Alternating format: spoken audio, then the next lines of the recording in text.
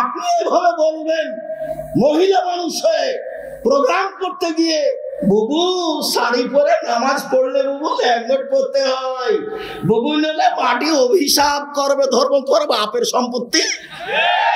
তুমি এই কথা বললে কেন? তোমার নেতাকে চ্যালেঞ্জ, তোমার জাতিকে চ্যালেঞ্জ, তোমার বাপকে চ্যালেঞ্জ, তোমার বংশকে চ্যালেঞ্জ। প্রমাণ করো দেখি আমি বেঁচে আছি। ধর্মকে উল্টা করে দেখে হিসাব দেখাবে না। আমার বুঝে তোমার শতকরা ধর্ম কথা মিথ্যে।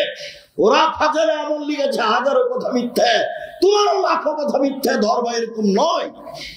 মানুষ মারা গেছে, সেই বাড়িতে তুমি লাশকে সামনে রেখে নামাজ পড়ো, লাশকে সামনে রেখে কোরআন পড়ো, আর তুমি হাত তুলে দোয়া করো। ধর্ম পাগল হয়ে গেছে। ধর্ম রাজশাহী চাপাই নবগঞ্জের হাওয়াই লাড্ডু, दोनों हाथ में लड्डू है, जो चाहे उसको खा ले, जो चाहे उसको छोड़ दे। भूल हिसाब তোমাকে, তোমার লোকজনকে, তোমার সবকিছুকে এই মিথ্যা ধর্ম থেকে ফিরে আসতে হবে। একদিনের জন্য বেঁচে থাকলে সঠিক পথে বেঁচে থাকার চেষ্টা করি। আমাকে দেশ দখল করতে হবে এই জিম্মেদারি দেওয়া হয়নি। বহু নবী দুনিয়া থেকে চলে গেছেন, একটা মানুষে হেদায়েত হয়নি। বুখারী মুসলিমের একটা হাদিসে এসেছে, আল্লাহর নবী বলছেন, আমার সামনে একজন নবী পার হলেন, তার সাথে একজন লোক আছে, মানে ওই নবী সারা জীবন দাওয়াত দিয়ে মাত্র একজন লোক হেদায়েত হয়েছে। তিনি বললেন, আমার সামনে দিয়ে আর একজন নবী পার হলেন, দেখলাম তার সামনে তার সাথে দুইজন লোক আছে, মানে ওই নবী সারা জীবন দাওয়াত দিয়ে মাত্র দুইজন লোককে হেদায়েত করতে পেরেছেন। আল্লাহর নবী বলছেন, আমার সামনে দিয়ে একজন নবী পার হলেন, লাইসা মাহু আহাদুন, তার সাথে কেউ নেই। তার মানে ওই নবী সারা জীবন দাওয়াত দিয়েছেন, কেউ হেদায়েত হয়নি। তাহলে কি তিনি বিচারের মাঠে পরাজয় হবেন? জি না, সত্যই যথেষ্ট পরকালের জন্য, নেই পরায়ণই যথেষ্ট পরকালের জন্য। আর একটা কথা, কোরআন মাজিদ আছে এখানে,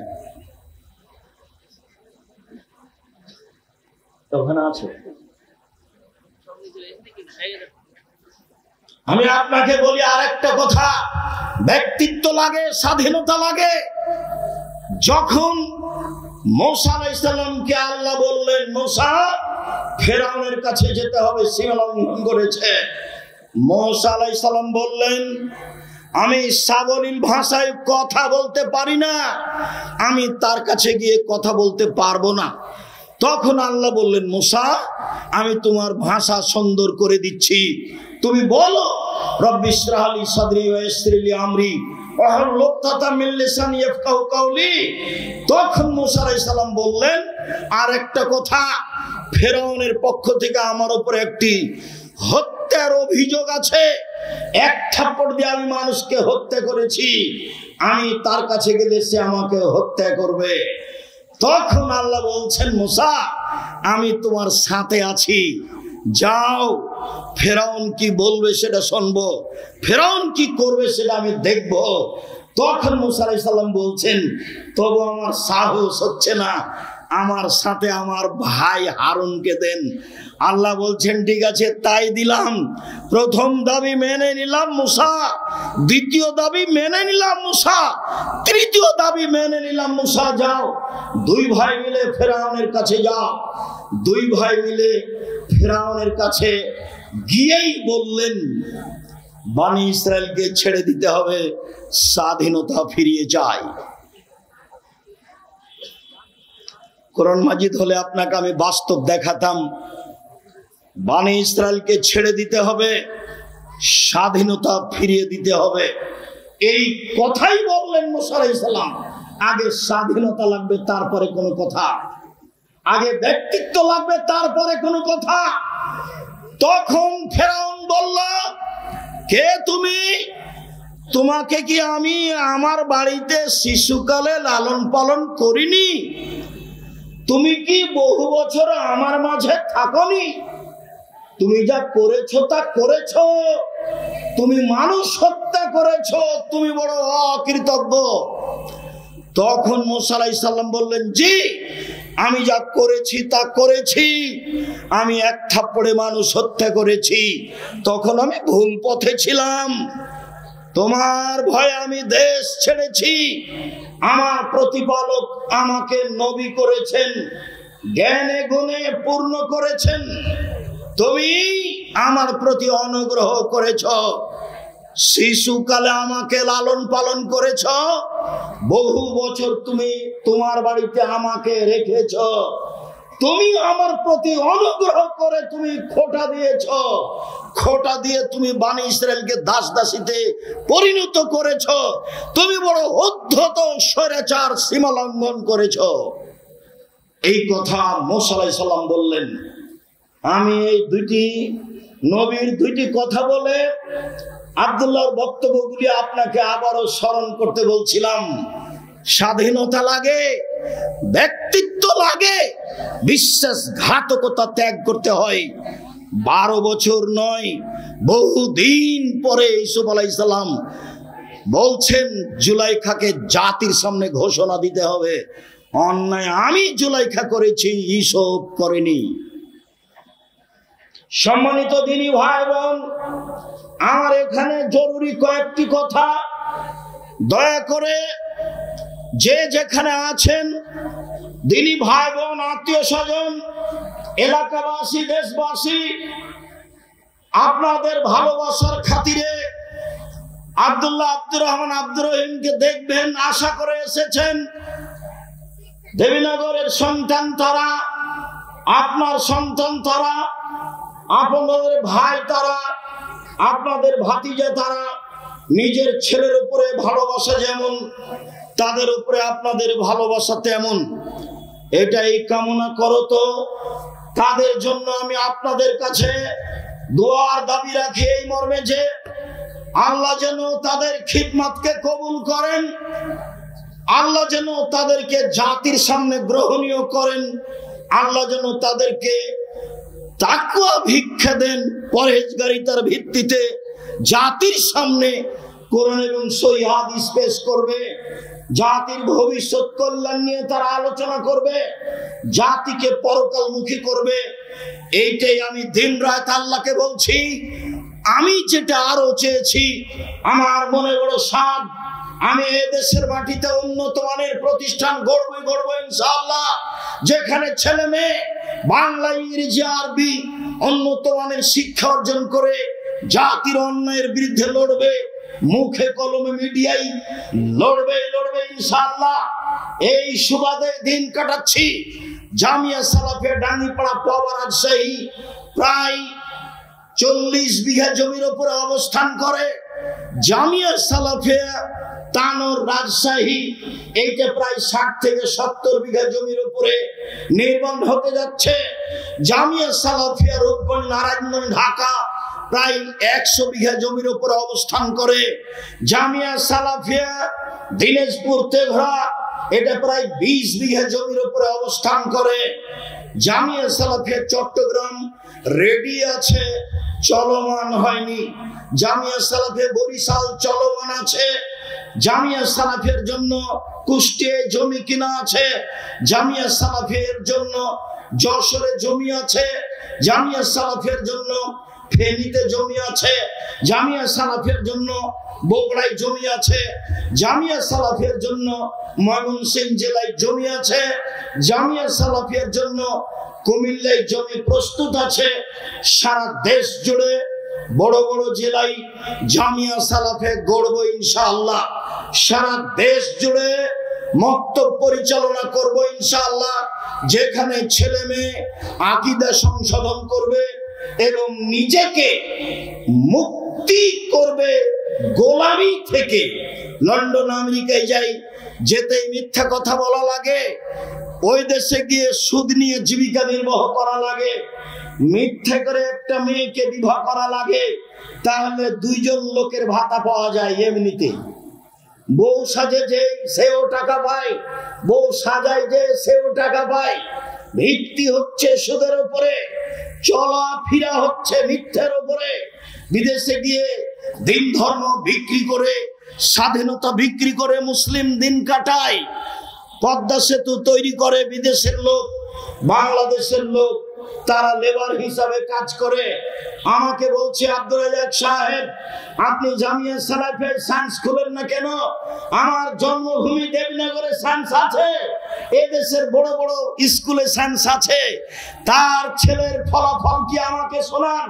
বাপে তো বহু টাকা খরচ করেছে, লক্ষ লক্ষ টাকা খরচ করে ছেলেকে মানুষ করেছে, ফলাফলে দেখা গেল সেই দিন বেশ হুঁশিয়ার বুদ্ধিমান সচেতন মেধাবী ছেলেটা, দেবীনগরের ছেলেটা গাড়ি থেকে নামলো, পরনে প্যান্ট আছে, প্যান্ট টাকনোর নিচে আছে, দাড়ি চাঁচা আছে, হাতে সিগারেট আছে, গলায় টাই আছে, এইভাবে গাড়ি থেকে নামলো।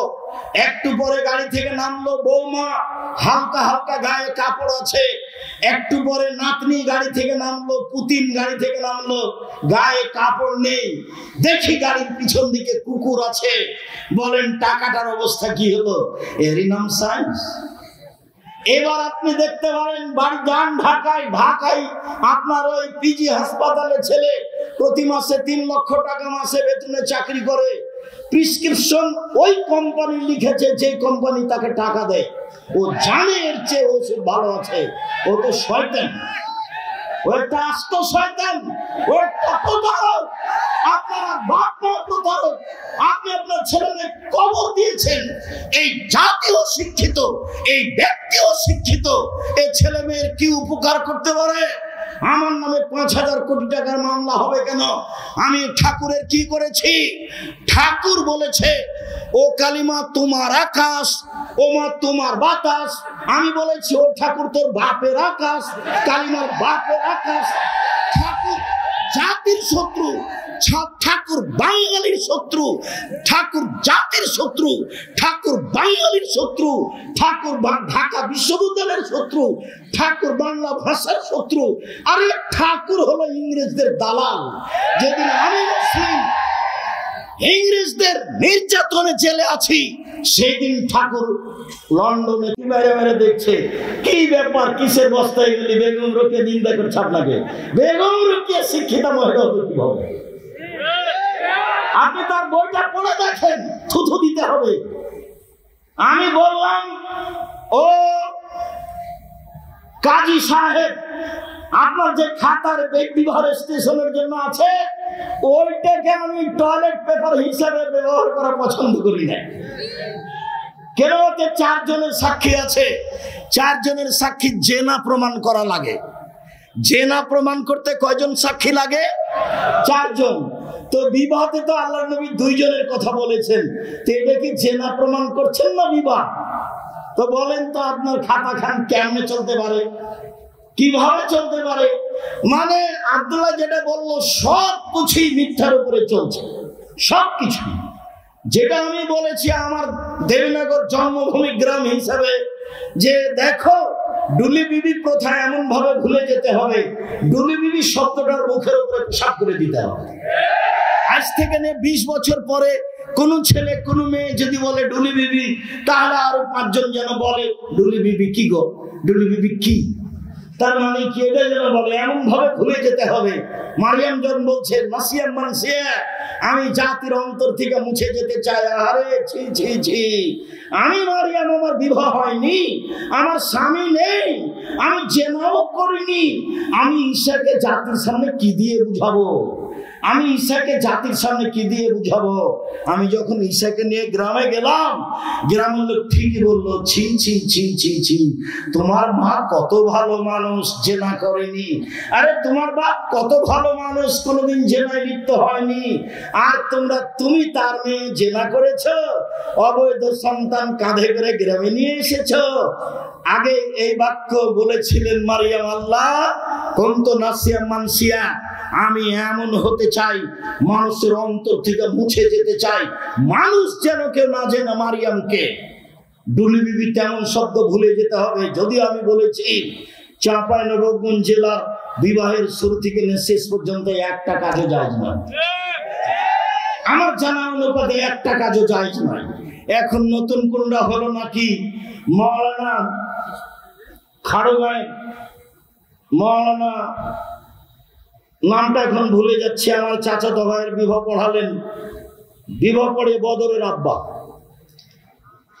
বিবাহ পড়ানোর পরে বলছেন যে উঠো উঠো উঠো, 2 রাকাত সালাত আদায় করো, উঠো 2 রাকাত সালাত আদায়। বিবাহ পড়ানোর পরে 2 রাকাত সালাত আদায় করতে। আর এখন বলছে বিবাহ পড়ানোর শেষ বলছে দাঁড়িয়ে বলো ওয়ালিমা, ওয়ালিমার দাওয়াত, ওয়ালিমার দাওয়াত। আরে বাসর রাতের সকালে হবে ওয়ালিমার দাওয়াত, বিবাহ পড়ানোর পরে ওয়ালিমার দাওয়াত হয় কি করে? বিবাহ পড়ানোর পরে কি দোয়া পড়তে হবে কারো জানো না? আন্ধা পড়াতে হয়। ধর্ম এমনিতেই চলছে।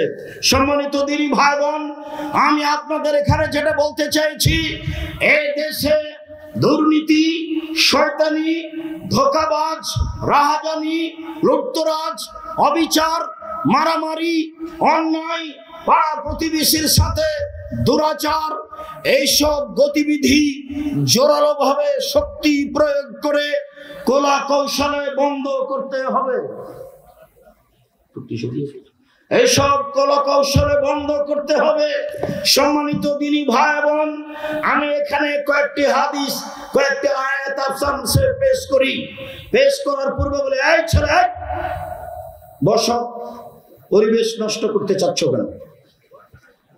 কত কষ্ট করে ব্যবস্থা করেছো, কত পয়সা খরচ করে ব্যবস্থা করেছো।